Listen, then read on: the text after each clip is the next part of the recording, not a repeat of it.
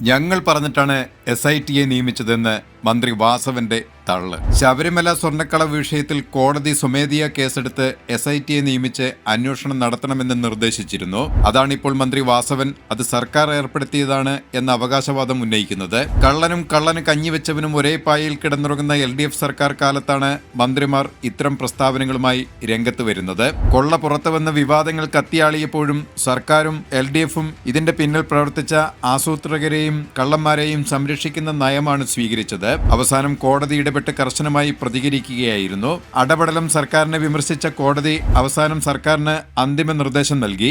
പ്രത്യേക അന്വേഷണ സംഘം രൂപീകരിക്കാൻ പറഞ്ഞു. ഗത്യന്തരമില്ലാതെ സർക്കാർ SITയെ ഏൽപ്പിച്ച കേസിൽ സത്യങ്ങൾ ഒന്നൊന്നായി പുറത്തു വന്നുകൊണ്ടിരിക്കുകയാണ്. അത് മറയ്ക്കാനാണ് മന്ത്രി വാസവൻ ഇപ്പോൾ അവകാശവാദം ഉന്നയിച്ച് രംഗത്ത് വന്നിരിക്കുന്നത്.